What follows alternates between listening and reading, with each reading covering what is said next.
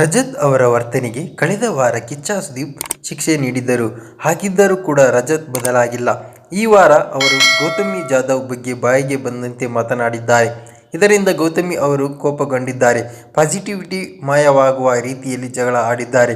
ಗೌತಮಿಗೆ ತಿರುಗೇಟು ನೀಡಬೇಕು ಎಂದು ರಜತ್ ಹಠ ಹಿಡಿದು ಕುಳಿತಿದ್ದಾರೆ. ವೈಲ್ಡ್ ಕಾರ್ಡ್ ಮೂಲಕ ಬಿಗ್ ಬಾಸ್ ಮನೆಗೆ ಬಂದಿರುವ ರಜತ್ ಅವರು ಬಹುತೇಕ ಎಲ್ಲರ ಜೊತೆಗೆ ಕಿರಿಕ್ ಮಾಡಿಕೊಂಡಿದ್ದಾರೆ. ಬಂದ ಮೊದಲ ವಾರದಲ್ಲಿ ಗೋಲ್ಡ್ ಸುರೇಶ್ಗೆ ಅವಾಚ್ಯ ಪದಗಳನ್ನು ಬಳಸಿ ಕೆಂಗಣ್ಣಿಗೆ ಗುರಿಯಾಗಿದ್ದ ರಜತ್ ಈಗ ಗೌತಮಿಯ ಬಗ್ಗೆ ಮಾತನಾಡಿದ್ದಾರೆ.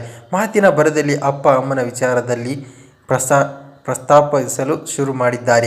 ಇದರಿಂದಾಗಿ ಗೌತಮಿ ಅವರಿಗೆ ಸಖತ್ ಕೋಪ ಬಂದಿದೆ. ಡಿಸೆಂಬರ್ 16 ಸಂಚಿಕೆಯಲ್ಲಿ ಗೌತಮಿ ಜಾಧವ್ ಮತ್ತು ರಜತ್ ಅವರು ಸಿಕ್ಕಾಪಟ್ಟೆ ಜಗಳ ಮಾಡಿಕೊಂಡಿದ್ದಾರೆ. ರಜತ್ ಅವರ ಮಾತುಗಳನ್ನು ಉಗ್ರ ಮಂಜು ಖಂಡಿಸಿದ್ದಾರೆ. ಇಡೀ ಮನೆಯಲ್ಲಿ ಕ್ಲೀನ್ ಮಾಡುವ ಟಾಸ್ಕ್ ನೀಡಲಾಗಿತ್ತು. ಈ ಟಾಸ್ಕ್ ನಿಭಾಯಿಸಲು ವೇಳೆ ಗೌತಮಿ ಜಾಧವ್ ಮತ್ತು ರಜತ್ ನಡುವೆ ಜಗಳ ಆರಂಭವಾಯಿತು. ಕೆಲಸದ ವಿಚಾರ ಬಂದಾಗ ರಜತ್ ಯಾವಾಗಲೂ ಸೋಮಾರಿತನ ಪ್ರದರ್ಶಿಸುತ್ತಾರೆ. ಕೆಲಸ ಮಾಡಲು ಹಿಂದೇಟು ಹಾಕಿದ್ದಾರೆ.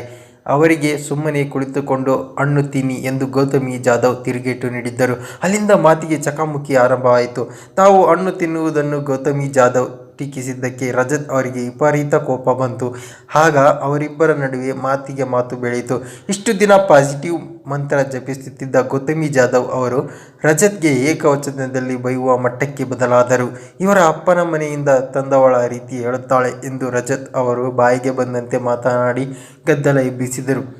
ಮನೆ ಕ್ಲೀನ್ ಮಾಡುವ ಟಾಸ್ಕ್ ಮುಗಿದ ಬಳಿಕ ಬಿಗ್ ಬಾಸ್ ಕಡೆಯಿಂದ ದಿನಸಿ ವಸ್ತುಗಳು ಬಂದವು. ಅದನ್ನು ನೋಡುತ್ತಾ ಇರುವಾಗ ಬಿಗ್ ಬಾಸ್ ಕಳಿಸಿದ್ದ ತಾನೇ, ಯಾರಾದರೂ ಅಪ್ಪನ ಮನೆಯಿಂದ ತಂದಿದ್ದೀರಾ ಎಂದು ರಜತ್ ಮತ್ತೊಮ್ಮೆ ಗೌತಮಿಯವರಿಗೆ ಕೆಣಕಿದರು. ಅಮ್ಮನ ವಿಷಯಕ್ಕೆ ಬಂದರೆ ಸರಿ ಇರುವುದಿಲ್ಲ ಎಂದು ಗೌತಮಿ ಅವರು ರಜತ್ಗೆ ವಾರ್ನಿಂಗ್ ನೀಡಿದ್ದಾರೆ. ಈ ವಿಚಾರದ ಬಗ್ಗೆ ವೀಕೆಂಡ್ ಎಪಿಸೋಡ್ನಲ್ಲಿ ಕಿಚ್ಚ ಸುದೀಪ್ ಅವರು ರಜತ್ಗೆ ಕ್ಲಾಸ್ ತೆಗೆದುಕೊಳ್ಳುವ ಸಾಧ್ಯತೆ ಜಾಸ್ತಿ ಇದೆ.